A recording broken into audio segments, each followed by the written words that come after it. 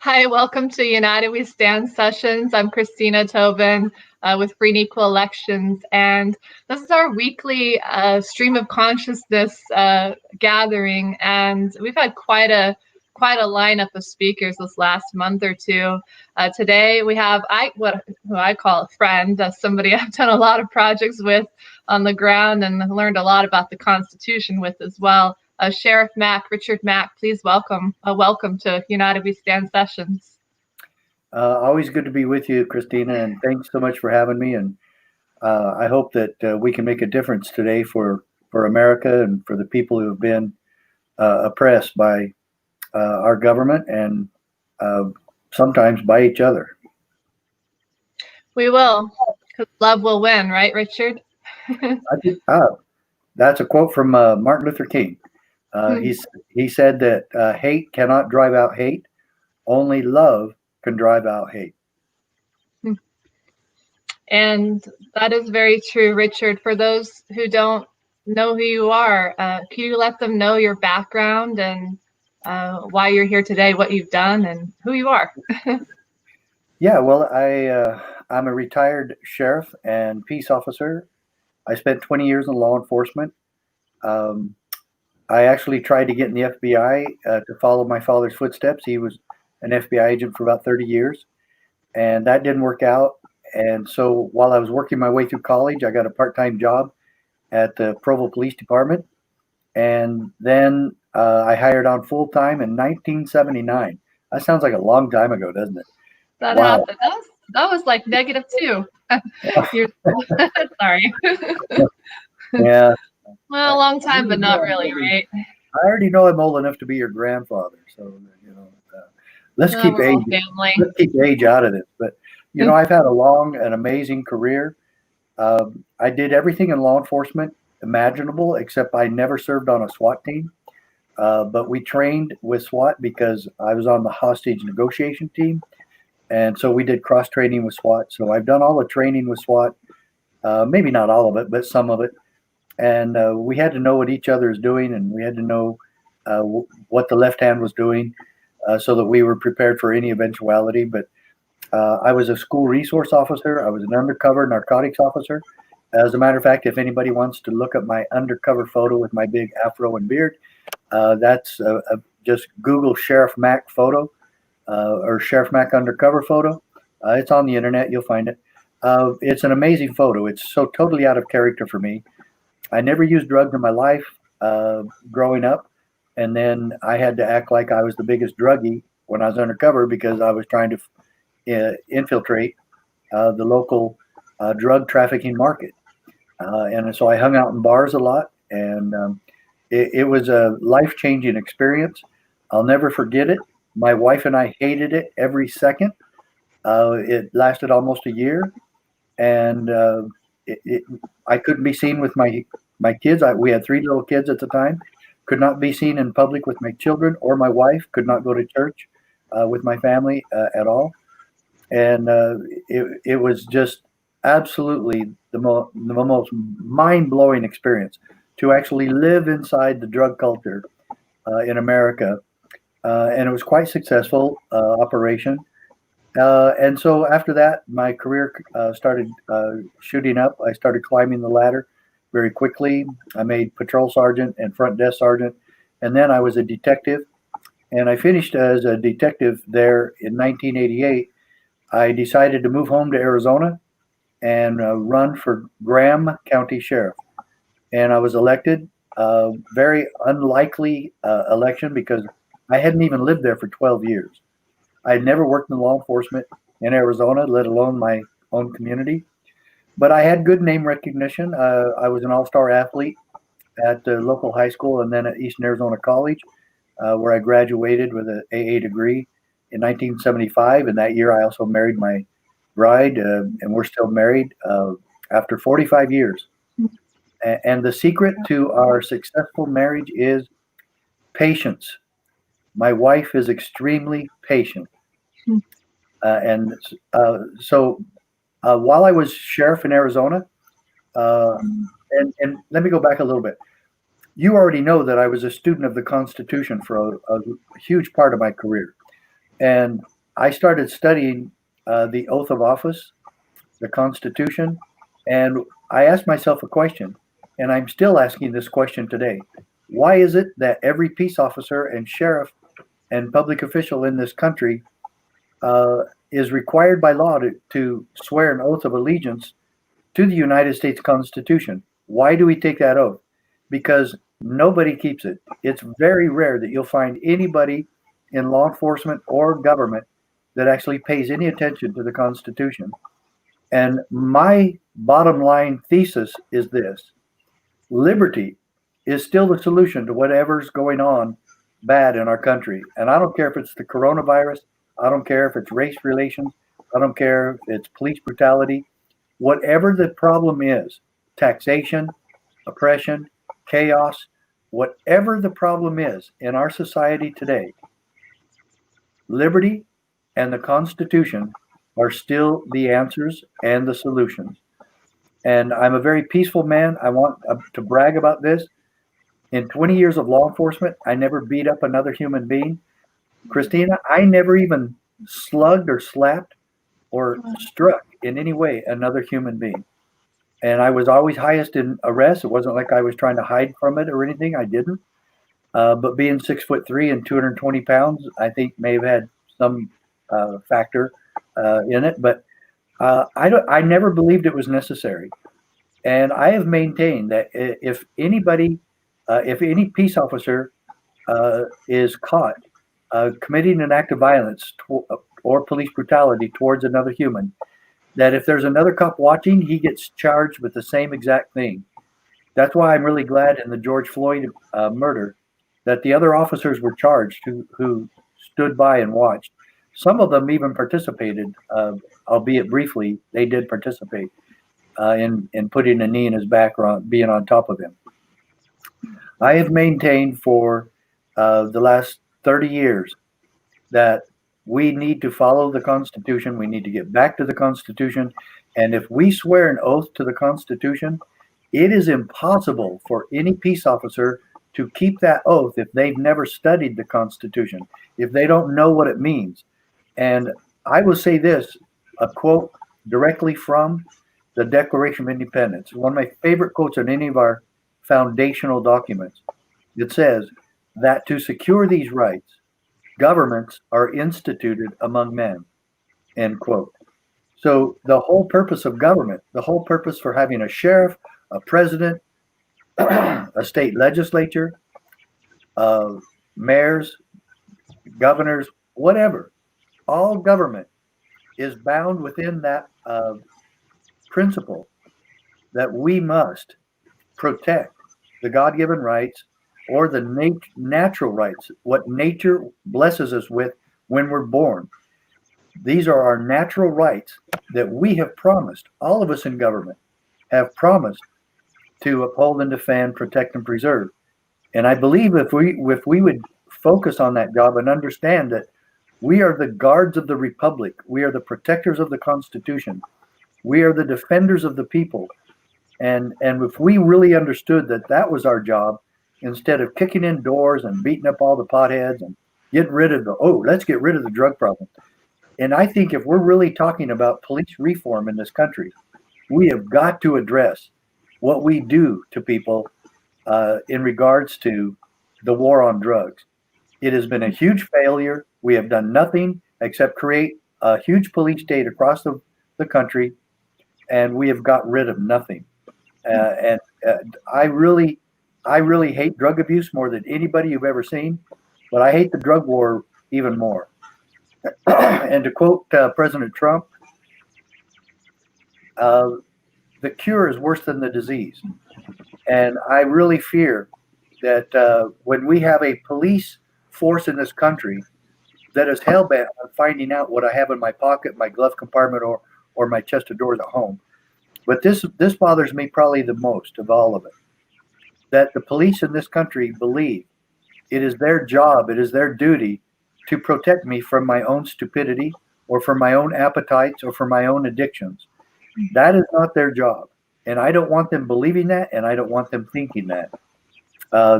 We are all here for the same reason, and that is to protect our liberties. And so when I was sheriff, the only reason you and I have ever met, the only reason you and I have become friends and colleagues, I think, in the cause of liberty, the only reason is because when I was sheriff, I sued the federal government. I actually sued the Clinton administration and lived to tell about it. But I sued the Clinton administration to stop the overreach on the Brady bill. And here again, the oath of office was part of that because I swore an oath to uphold and defend the Constitution. I understood what the founding fathers meant when they wrote the Second Amendment, put it in the Bill of Rights, the supreme law of the land.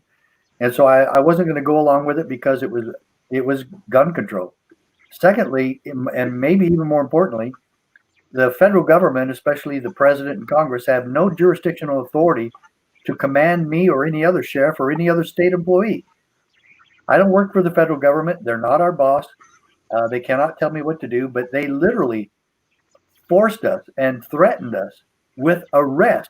The sheriffs of this country, the federal government, Clinton administration, threatened to arrest the sheriffs of this country if we failed to comply with their illegal mandate for us to enforce a federal law, i.e. the Brady bill. And so I was really incensed. I never talked to any sheriff in Arizona or any place else that wasn't totally against the Brady bill because of the threat of arrest made by the federal government to all the sheriffs of this country. And we were never negotiated with. We were never asked. We were never asked to sign a contract, which we have done in other areas with the federal government. I had a contract with the federal government to take some of their prisons, to take care of their prisoners when their prisons were overflowing. And I had that contract, and we both had to sign it. We both had to agree. But this time they just ordered us and told us, we don't care about any negotiation with you. You're just going to do this or we're going to arrest you. And most people think I make that up because it's so outlandish. But the overreach of the federal government under the Clinton administration, this was typical of them. And I just said there's no way I can go along with it. So I sued, and then 6 other sheriffs from across the country joined the lawsuit. And thank goodness that they did. I think it saved me, and I believe it saved the case. Because Sheriff Prince and I ended up at the Supreme Court in December of 1996. And the decision came out June 27, 1997. We're coming right up to the anniversary of that great decision. And most people in America don't even know about that decision, but it's the most powerful 10th Amendment, state sovereignty, local autonomy decision in the history of America. And I will give one quote from it right now. This is Justice Edmund Scalia. I quote from him, "But the Constitution protects us from our own best intentions," end quote. And I think that applies to the coronavirus or anything else. There is no one in this country, not the president, not the dog catcher, not any governor, who has the authority to suspend individual liberty or to suspend our Constitution or to trample on our rights in the name of public safety or public health. They have no right to do that. They can reason with us. They can plead with us. They can persuade us. They can teach us, but they cannot force us. And that's where I really had a problem with the coronavirus problem. Well, thank you for your work with that case. I remember that was a 5-4 ruling too. Yep. And 6 sheriffs. And it's just examples like that. We all play different roles. And when we do what's right, we be sure that we're right, and then we go ahead. And you felt that with that case. It's those sort of actions that when they come together is how we bring about real cultural change and shift. And so thank you for playing a vital role with that. And, you brought up the word justice a few times. I've been following one of many artists, Michael Franti. Saw him last year at Red Rocks. And in one of his songs, he says, "When we all see justice, we'll all see peace." How do you feel about the justice or injustices of our country right now, Richard, with everything going on? Well, I don't know if you remember this, but back about, I'm going to say about 6 or 7 years ago, a man by the name of Hosea Gatina, a former Marine, a family man with 2 children, was gunned down in his own home in Tucson, Arizona, by the Pima County SWAT team. And it was a task force that was derived from several different agencies. But I came out in support of him and his wife at that time. I spoke at the memorial service. And do you know who was there? We had a big parade for him. But there was no NAACP. There was no Black Lives Matter. There was no La Raza. And I was surprised by that. I thought the entire community would really get behind him. Telemundo was there. Univision was there. I was interviewed by both. And like I told you before the show, and I'll tell everybody this right now, I will march for anybody. I will protest any injustice. And this was a huge injustice. And the sheriff of Pima County and I were arguing in the press about it. And I thought he was extremely arrogant and callous about talking about how this man was killed. And he came out and said, hey, if the SWAT team's there, if the police are there, don't be ridiculous, don't be stupid, and pick up a gun. And these people, the SWAT team had a search warrant to find drugs in this man's home, and they obviously hadn't done their homework because there wasn't a single illegal drug in the home. They found nothing illegal, and yet they killed this man over it. And his wife heard some clatter outside. She didn't know who it was, and she woke him and said, hey, there's some men with guns out there. So he naturally grabbed his gun. He was the only one that had it on safety of all the people there with a gun that day. Maybe they should have followed his example and kept their guns on safety, but they fired about 73 shots into the home. Some went through the home and hit a neighbor's home.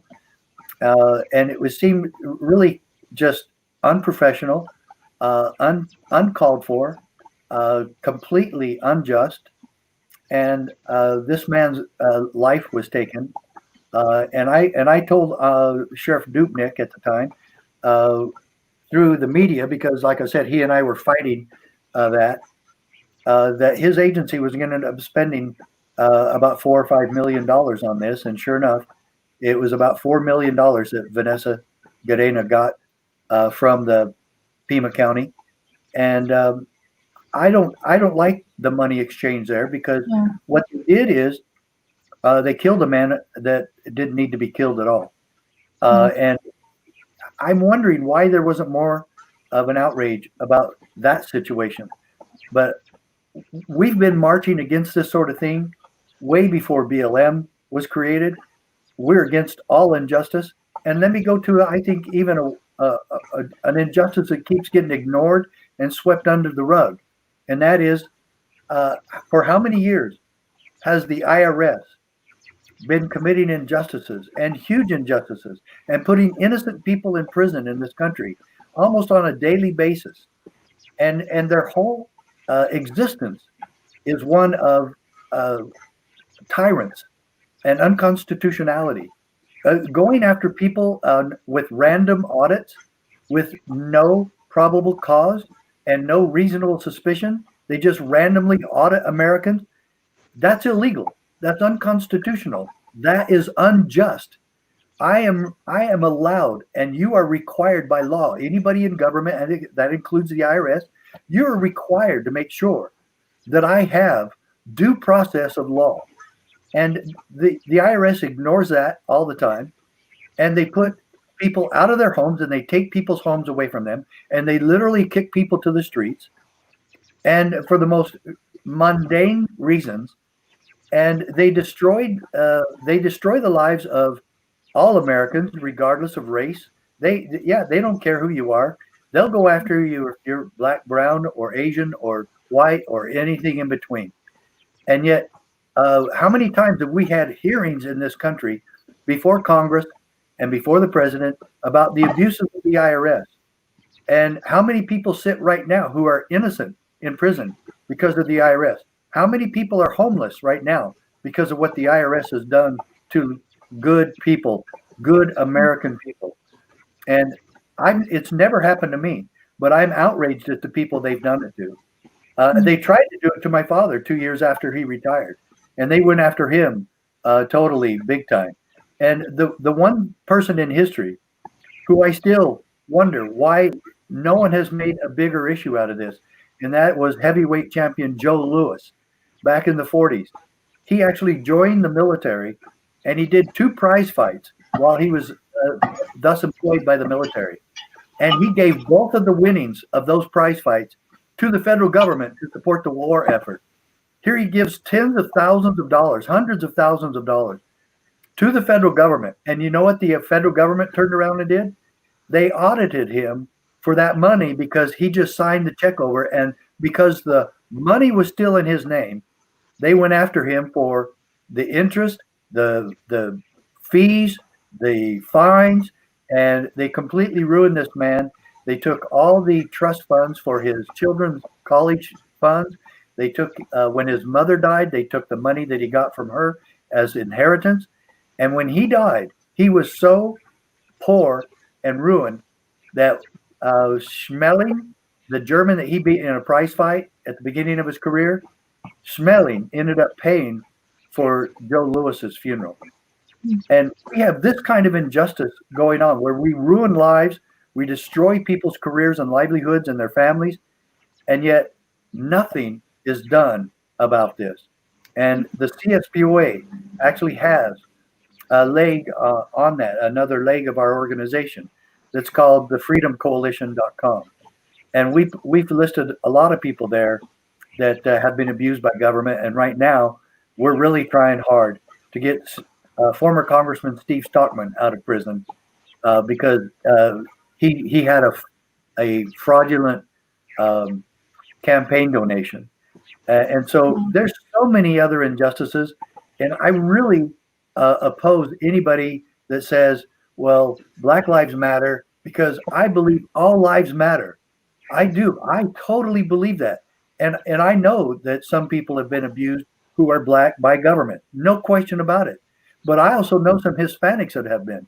Just as I mentioned, Hosea Gatina was murdered in like fashion to some of these other people that are mentioned all the time. There were 17 whites killed by cops unjustly last year. And hardly anything is said about them. And let's remember Native Americans as well. Next week we'll have Doug Goodfeather and Red Hell, who founded Standing Rock, Lakota. What we've done in this country to Native Americans, I find it totally astonishing that Hitler actually complimented America about our genocide of the Native American. And I find that astonishing. And so, yeah, we have done so many wrong things in the history of this country. Look what, Jackson, President Jackson had the Trail of Tears, sending about 5,000 Native Americans to their death as they marched with no blankets in the middle of the snow from Virginia to Oklahoma. And yeah, I mean, it's just astonishing.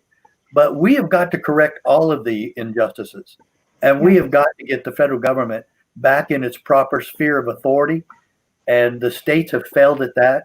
I believe more than anything, my whole CSPOA is Constitutional Sheriffs and Peace Officers Association. We're peace officers. Website for that? And, say that again.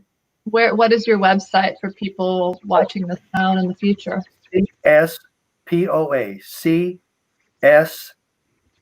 CSPOA, Constitutional Sheriffs Peace Officers Association, CSPOA.org. And everybody can become a member. We want everybody to join. We want to work with all races in our country today. All Americans count the same to us. We abhor violence. We abhor chaos. We abhor oppression. And we abhor police brutality, of which I have never participated.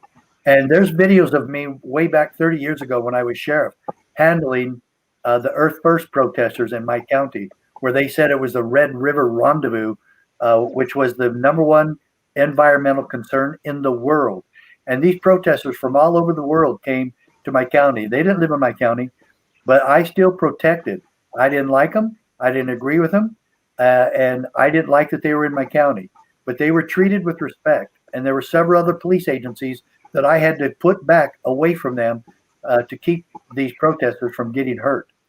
And these protesters were a real pain in the butt to our county, to our taxpayers, and to me personally. But I totally treated them with respect, and they had a right to be there because that's where they wanted to be. And they had a right to protest, and we've respected that. And in the end, what did I do against them or to them or with them? I challenged them to a police Earth First protester basketball game. And we had a game at the local college where I graduated that I mentioned earlier. My former football coach was the athletic director. He opened up the college. And what I was really glad about is that he opened up the showers for these people to take showers because they didn't shower very much. And I was always in negotiation with them. Sometimes they didn't smell so great. But I will tell you, I have people from the Earth First organization that have retired from them and have come back and told me how much they appreciated the sheriff's office in Graham County, how these people were treated. And so I believe that we can do the same today. And I would tell the protesters, Martin Luther King did not support violence. No. And let's remember his legacy and what he said. He said, violence multiplies violence. Let's keep his legacy alive and well today. And let's fight together. Yes, absolutely. Let's fight for cultural change and for justice for everybody. Yes. But these senseless acts of violence, no way. Let's rise together, Richard. Absolutely. Yeah, rise together. Yeah, and I say fight because to me it's always been a battle, but it's never been a hot one. I've never shot anybody. I've never, like I said, I've never committed an act of violence against another human being. So yeah, let's rise together. I like that word better. Same. And I want to, let people know the CSPOA, the Constitutional Sheriff Peace Officer Association, you had a presence at Ferguson. Could you tell us in detail what happened there, your perspective, and how the constitutional sheriffs made a difference? Well, the constitutional sheriffs that were in the area, we're trying to keep things peaceful. I do know that the Oath Keepers went to Ferguson, of which I am no longer a member. But, I still think that they were trying to keep the peace. I know they took some hits in the press, but I think the Oath Keepers is a great organization, and it's exactly what I've pushed for 30 years, that we need to keep our oath of office. But there were some good sheriffs that stood up in the Missouri area, and we've got some great constitutional sheriffs there. I don't know the answer to reckless and meaningless violence. I don't get that. I don't understand why another human being says to the community, we're going to stand against injustice by creating much more injustice. And the Black American business owner that was screaming at the looters who were going after his business and destroying his business. Why are you doing this to me? I didn't do any of this. This is not the answer. This is not the solution. I really admired him. And why are we doing that? I don't get this. What are we really after? Because if there all these signs, I see all these signs at these protests in Ferguson and every place else, justice for Floyd, for George Floyd, and justice for Trayvon Brown, and justice for this person and that person. And I guarantee you, there's been far too many victims of police stupidity and police thoughtlessness and police ruthlessness. No question about it. But it's been against everybody. And I don't believe that police wake up. Not a single police officer wakes up and hopes he gets to kill somebody today. I don't believe that. And most police are good people. And I do believe that. I do believe, Christina, and I know this is where you and I will agree, I do believe that they have been improperly trained. And from what I see, none of that is being corrected at this time. None of what President Trump put out in his executive order that really doesn't carry a lot of weight to it.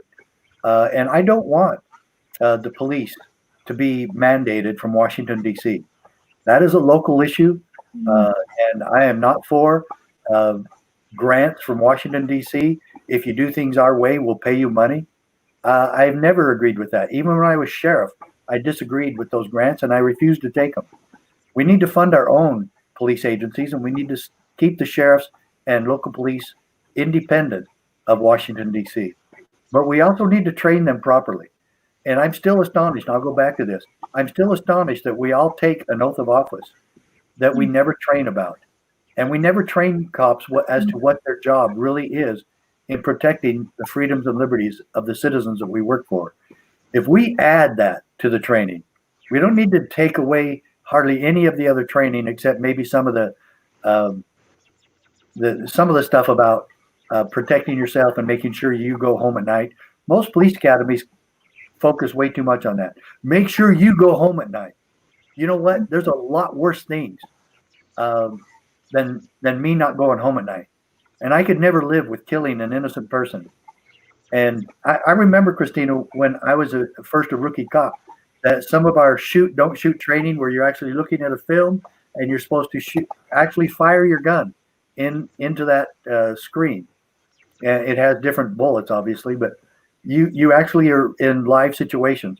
One was a call to a park outside, right next to a school on a Saturday where school wasn't in a session.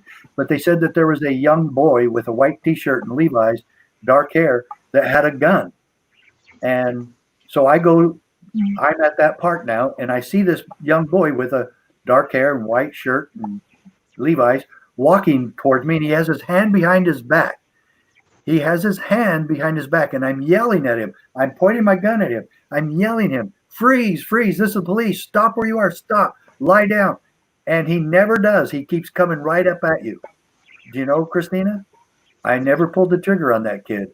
You know why? He came up and he goes like this, and he handed me a card that said, "I'm deaf and dumb. Please help me." Yeah. And you know that most cops actually shot him, but I never did. I always believed that you should see the weapon before. And it was a real sad situation, but it was a real situation. And so I think we've been mistrained in several different areas. Major incident de-escalation, and this whole thing about I get to shoot somebody because they make a sudden move. Nope, not good. There was a white man shot in Mesa, Arizona, just 3 years ago, 2.5 years ago. And he made a sudden move where a cop was having him crawl to him, and that cop killed him.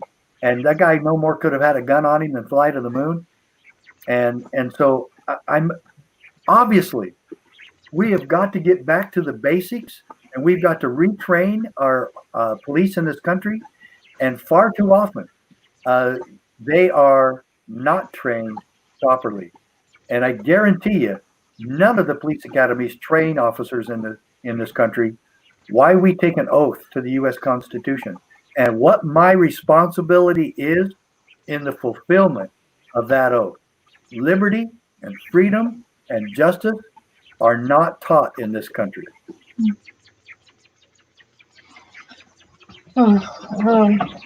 Richard, how do we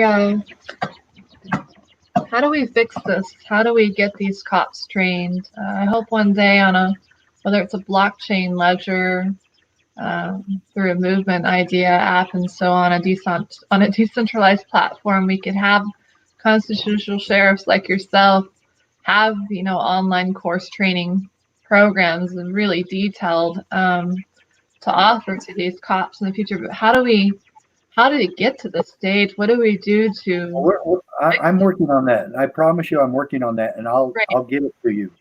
Right. We're actually revamping the police training right now.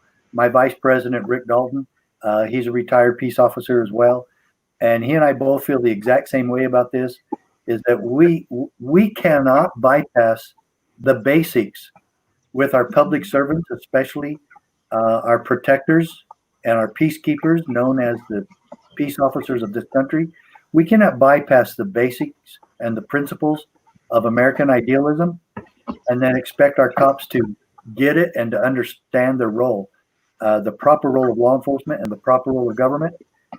They're never taught that. And I believe that if you put the right information in front of the right people, they'll do the right thing. And so here again, the checks and balances, we've never really been taught that. And the states are a huge part of keeping the federal government in check. And that's exactly what my Supreme Court decision says. If everybody would look up the case, Mack or Prince, Printz, but just look Mack v. US, you can find the case. But on my website, I have a brief little tiny booklet that fits in your pocket. It's a pocket size. It's only 15 pages long, takes about 10 minutes to read. But you really need to spend an hour with it and really study it, because it will show some of the solutions in there and how it says, hence a double security arises to the rights of the people. The different governments will control each other at the same time that each will be controlled by itself. Christina, that's from Federalist Paper 51, and Scalia is doing a very solid history lesson in this decision. He doesn't make law or create law, or he doesn't even create anything new. What he does is he goes back to the basics. And that's why this is such a huge decision. And everybody needs to read this decision. Go to the website and you can get 5 of those little pocket reviews of the Supreme Court decision. They're called The Victory for State Sovereignty. Remember, it's a little white booklet, fits in your pocket, and it has a picture of all the state flags on it. Because we're part of, the states are part of the security of freedom. We are part of the checks and balance. The entire Constitution is a check and balance system, and the states are definitely part of that. The 10th Amendment is a huge part of the check and balance system that the states definitely have to be a part of. And we, the people, are part of that too. And so it mentions how the states and we, the people, are vital to that process. And the 10th Amendment makes that clear. So I know I've thrown a lot at you in this half hour that we've been on, but if we're going to bring it on. I'm looking forward to diving way deeper, even offline, because you're so solution oriented, and I think you have such a wealth of knowledge and valuable wealth of knowledge to offer the people. And I think the future police officers that are going to be hired in the future are really going to look up to you, Richard. I do. Well, thank you for that. And I just hope they get retrained. It's going to take a while to, I believe, get rid of the brainwashing that we've had in America. Citizens have been brainwashed as well, but in law enforcement, we've been brainwashed into believing that we're here just to kick in doors and make arrests and get rid of the drug problem and raid people's homes and do whatever we have to do to stop drunk driving and drug abuse. And I admit some of those will always happen. I loathe drug abuse, but I don't believe we've come up with a solution there yet. And I loathe drunk driving. People who drink and drive absolutely drive me crazy. I've never offered any freebies when it comes to being arrested for drunk driving. If my mother had been caught drunk driving, I would have booked her into my jail. And that's just the way it is. There's no playing favorites with that. However, we need to be fair and honest with people. And we need to understand that my job is not one of punisher. That my job is not one that what looks like happens on television and movies about what cops do. We're not John Wayne. We're not Clint Eastwood. We are a public servant. And we're here to keep the peace and protect liberty. And we're never going to get that if we don't get trained to do that. How many constitutional sheriffs do you have now with CSPOA? Well, it's really hard to keep track of all these. It's like herding cats. There's almost 3,100 sheriffs in America. Yes. And they run for office every year. And so not all 3,100, but every year there's some sheriffs that run. Most run the presidential election year. So we probably have about 1,800 to 2,000 sheriffs running for re-election right now. Some have retired. One of our good sheriffs in Florida just retired. and if I hadn't heard from one of his citizens, I would have never known. So it's really hard, and I need to hire somebody full time just to keep track of the sheriffs. It's almost impossible to do. But we have trained about 600 sheriffs and law enforcement across this country since we started the CSPOA, maybe more than that, as if you take in all the deputies. But we've trained over 500 sheriffs specifically. But over half of those sheriffs are gone. In fact, I'm not even sure how many of them are still there. It's just, I just need to make phone calls and send emails. They don't respond to either one sometimes. And so it's really hard, but I'm telling you, I'm open for any suggestions there. And we hope to raise enough money at the CSPOA, and I hope everybody will donate to the CSPOA. And let me make this clear. The CSPOA is a citizen organization. It's a partnership between the sheriff and the people. And we need the people to join. I just had a lady email us today. She said, I joined your organization about 6 weeks ago. I contacted my sheriff, and now he's willing to have a town hall meeting with citizens and you to come in and speak. You see, Christina, that's what we want. That's exactly what we want. That's it. And that is part of the solution. Huh. Well, so free and equal election. Free and equal elections, we're here, and I'll speak with you in greater detail. We have our United We Stand tour this fall. We're moving forward no matter. And the details are on our website at freeandequal.org, and you can look under events. We have probably around 4 to 5 stops this fall, and the final stop of the United We Stand tour will present our presidential debate, which will launch our blockchain election system app. So previous interview last week, we had Colin Cantrell of Nexus and Chuck Williams. He works with Dash Crypto. They're doing the coding, volunteering, front end, back end for the blockchain app, which will list starting off every member running for Congress. These are third-party independent candidates. So we're really targeting that that United We Stand tour towards the 2022 congressional races. So. That reminds me. There's 2 quotes. One from George Washington. And Washington said, you just reminded me of this. Washington said that a 2-party system will destroy our country. They're evil, he said, right? Exactly. And not that Washington was a great. He's quite a land speculator himself. So I mean, we gotta. I take them when they're right, and I reject them when they're wrong. But I don't care who does. Focus on the good. The other one was Abe Lincoln, and boy, there was a guy who made a lot of mistakes as president too. However, Lincoln said, "We will never be destroyed from an outside enemy. If we ever falter and lose our freedoms, it will be because we destroyed ourselves." And I think we've got to be real cautious of that, because it looks to me like he's right. Well, I mean, the moment somebody tells me, and it happens, I give up. We're doomed. Mm-hmm. And I'm like, well, you're part of the problem with that mindset. Yeah, never give up. That's right. As long as I'm here, breathing, and this heart is beating, and I'm here on earth and have a voice, a space, a presence, I will be here to do what I can in my role as you have in yours, and to make change. And again, it all adds up. And wow, giving up's not an option.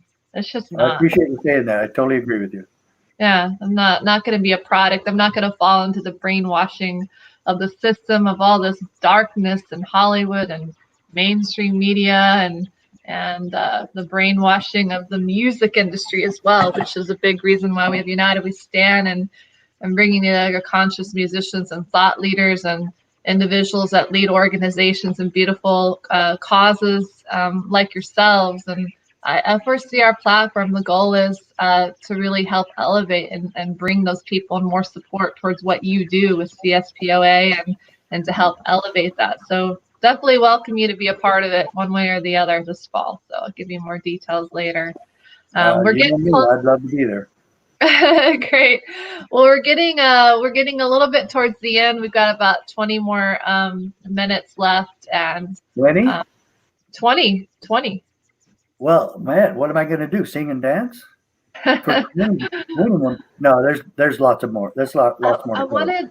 I wanted to get your what is going on? You know, we had Richard Gage a couple weeks ago on United We Stand Sessions, the founder of Architects and Engineers for 9/11 Truth.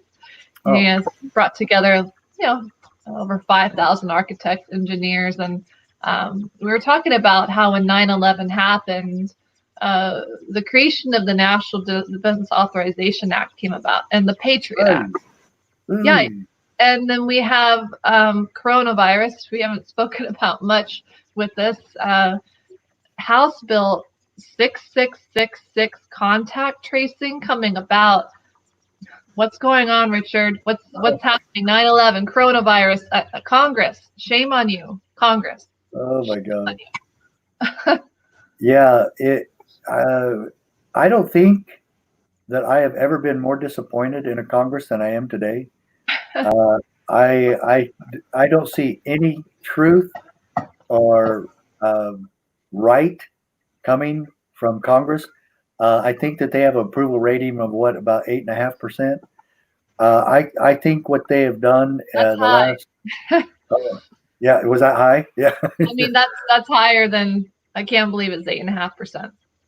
Yeah, you know, but what astonishes me with what you have said, and you and I haven't even touched the surface of the pandemic of corruption that is saturated with this United States Congress and Washington, D.C.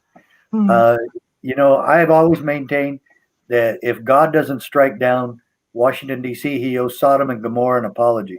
But, you know, that's a little bit tongue in cheek. But the bottom line here is it is so corrupt there.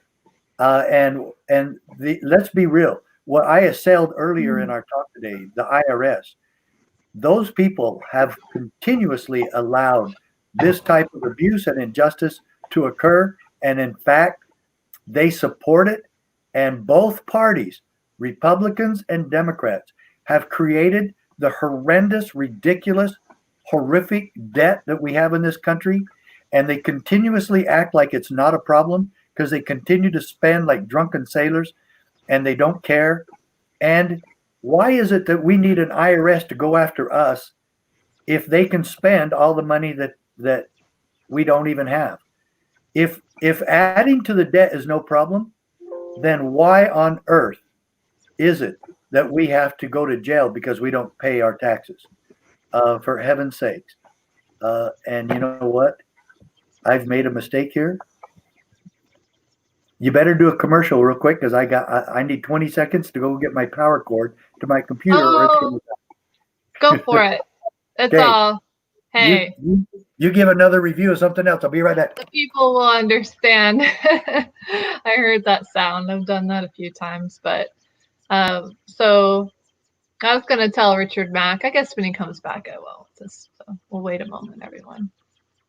But it's good to see him. It's been a while. It's good to resurface and reconnect with all these beautiful people I've met through equal elections these last couple decades. It's been a journey, and it's individuals like Richard, you know, has kept this idea platform going. So, welcome back. Okay. I was going to say, you know, I haven't really. Well, you know, the last year or so, I started for fun, I guess, and I started playing the guitar, and I somehow have 3 guitars now. And Christmas, I got a '64 Gibson.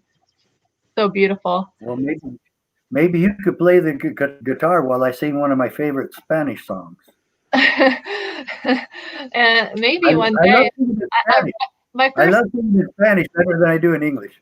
My first song really has a part that it's like kind of like shame on you. We see right through, and I say the solution is to replace all of you. And I said, we will rise and run, hundreds will come, and when we replace all of you, the disease will be done. And that's Congress starting off. I wanted to get back to the question you asked about the 6666 and the Patriot Act and the NDAA and the coronavirus and all of that. And I believe you're absolutely correct in putting them all together, because I think it comes down to one final denominator, and that is corruption of Washington, D.C. And here we have the Republicans who promulgated the Patriot Act. And yet, if the Democrats had done that and the roles had been reversed and the majority had been reversed, they would have been assailing it. And same thing with the Democrats. If the Republicans have a good idea, Democrats are going to assail it because they're on a different team. You never win. And the Democrats continuously put the Republicans in a no-win situation, and the same vice versa. That's what it is. And what gets lost in between? Service to the people, care for the people. And I'm not talking about handouts to the people. I'm talking about making sure that they are protected in their liberty, and that the life, liberty, and the pursuit of happiness are guaranteed by our government. And yet, it appears to me that our government is the greatest destroyer of those principles.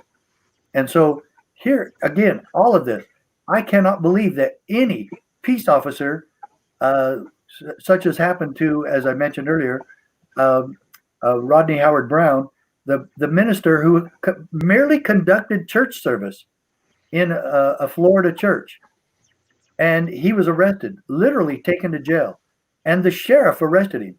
Yet then we had Sheriff Nichols in Franklin County, Maine, who said, we will not do those things here. We will not make our county a police state. We will not act like Nazis in this county.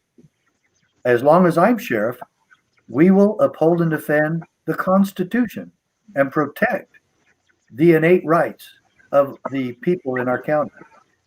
Let me ask everybody on your program today. Let me ask everybody in the country. I hope this goes viral. Which sheriff do you want in your county? The one who makes sure that your rights are protected, or the one who arrests people for having church? In Mississippi, they arrested the church goers, the parishioners. They arrested them, they cited them in, and they arrested the minister. Don't you believe that if we really cared about the principles of liberty that America was founded upon, that we could at least agree with one principle of liberty, that would be called freedom of religion, the one first mentioned in the Bill of Rights, freedom of religion, that we allow all people and guarantee that all people can worship how, where, or what they may. But no, we take this coronavirus and use it as an excuse to destroy everything that made America great in the first place. Everything we were based on, especially that we were founded on this key principle, and that is that people in America could worship how they pleased, as long as they're not hurting anybody else. So, my dear friends, would that not be one principle we can agree on? But obviously, we can't even agree on that. The sheriffs can't even agree on that. And so Sheriff Cronister, who arrested Pastor Rodney Howard Brown, he has been assailed by me greatly. And he is one of the reasons why we want to start a Hall of Shame on our website. We honor a lot of sheriffs who have done well in this country, who have stood for liberty and interpose. That's a key doctrine there. Sheriffs who practice interposition, in other words, put yourself in the way. If the IRS comes to kick you out of your home and sell your home to someone else, the sheriff should stand in the way and not allow that to happen. Even if they do owe back taxes, I believe there should be a rule. There's one rule you can't do. As a matter of fact, this cannot happen. Do you know that the sheriff is the tax collector in a lot of the counties in America? Well, no. It is. The sheriff is, and I had that dubious. Anyway, I didn't like that part of the job. So anyway, if you were to sue me, or if you were to sue somebody else, your neighbor, and you won, and then I had to come collect for you, I can't take their home away from them. That's one place I can't touch their home. In some states, it's up to $150,000 value on the home. So you get to keep a $150,000 home. I can't kick you out of that. Some have gone up because most homes now average is more than that. However, I don't get to take your home is the point. And so how is it that the IRS gets to? And a lot of times without due process, a lot of times without hearings. They just come in and say, oh, you owe this money, you didn't pay it. Okay, we put a lien on your home, and now we're going to sell your home from out underneath you. That should be disallowed ever. As a matter of fact, during the recession of 2008, 2009, do you know Sheriff Tom Dart from Chicago? He refused to execute foreclosures during that time. Not because he was a constitutional sheriff, just because he saw an abuse and he saw how horrible it was, and he saw people being kicked to the street, and he told the big bankers, I'm not going to do this for you anymore. I'm not going to kick people out into the streets because they weren't able to make their payments. And so a lot of the big banks, Chase and Bank of America and Wells Fargo, really got mad at him. What happened to him? He got reelected in a landslide. He did the right thing. A lot of people said he broke the law. Sheriff Dart did the right thing. I've talked about him in some of my books. We have many sheriffs who have stood against abuses of government. Sheriff Brad Rogers from Elkhart County, Indiana. He protected an Amish farmer from being harassed and annoyed and mandated and checked and monitored by the FDA. And here's agents from Washington, D.C. coming in to check this guy's farm. He owned a dairy farm. And finally, the Amish farmer was always very passive and willing to have them come on his property. They said, can we come on your property? He said, sure. I have nothing to hide. Well, he didn't have the right licenses, and he blah, blah, blah. Anyway, he passed every one of their inspections. He kept a very clean farm. And they kept coming after him and coming after him. Finally, he contacted the sheriff. I'm tired of this. I want to be free. And these guys are not allowing me my pursuit of happiness or my liberty. And so they were trying to take him to some grand jury in Detroit, 300 or 400 miles away. And it's pretty hard to get there by horse and buggy. And so Sheriff Rogers stepped in and he put himself in the way. And he told these FDA agents, if you come back to my county without due process, without properly signed warrants and probable cause, I will arrest you for trespassing. And lo and behold, they threatened to arrest Sheriff Rogers. And Sheriff Rogers and I put together a response to them threatening to arrest him. And a few days later, they wrote the Amish farmer in question and told him everything had been dropped. And they left. And Christina, I had a similar thing happen to me when I was sheriff. You've never heard about this one, but we had a bridge washout in the east part of the county. And the Army Corps of Engineers and the EPA came in and said that we couldn't touch the bridge. We couldn't fix the bridge, just putting it back the way it was. And I wasn't involved in this process. The sheriff is not the guy who fixes bridges, but the county commissioners were, and they tried to get it done. And Army Corps of Engineers said, we will arrest you if you interfere with fixing that bridge. And so 10 months later, the bridge still isn't fixed. People in that county were really upset. And to make a long story short, they threatened to arrest the county commissioners and the maintenance workers. Now I call them in and I said, oh, and they were going to charge us $50,000 a day for every day we're in violation. Yeah, like that's going to happen. And so I told them that if they ever tried to arrest anybody in my county, that I would arrest them. They left town. Army Corps of Engineers left town. EPA left town. We fixed the bridge. Nobody went to jail. Nobody paid a dime in fines. And the citizens were served. Late, but served, because the federal government got in the way. And so we took care of business. We got the federal government out of our way because that's what it took to take care of the rights of the people in our community and in our county. That is a constitutional sheriff. Nobody gets hurt. No shots are fired. Interposition, stand in the way, protect the people's rights. That's what we did. Thank you, Richard. We're at the end of our conversation, and I definitely want to dive more into the prison system, the drug war, reform projects you're working on in the future. in greater detail as that unfolds. So stay in close touch. If anybody wants to buy your books, support CSPOA. Your website is cspoa.org for Constitutional Sheriff's Police Officer Association. Is there any other final words you have for our listeners before we wrap up? Well, I'm grateful I'm able to talk to people from all across America and from all walks of life. And I hope that we find a way to really rise together to make this a better place for everybody. And I'm dead serious about that. Let's rise together. Let's rise together.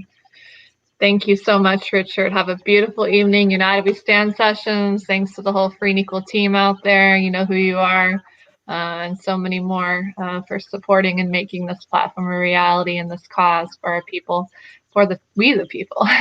All right, Richard. Well, I'll see you hopefully on the road, and I'll be in touch with you on the phone in greater detail about all those constitutional sheriffs. and thank you for your great work. And sending much love to you, your wife, your son, your family down there in Texas. So thank you. Thank you. All right. Much love to you. Bye-bye. Bye, Richard.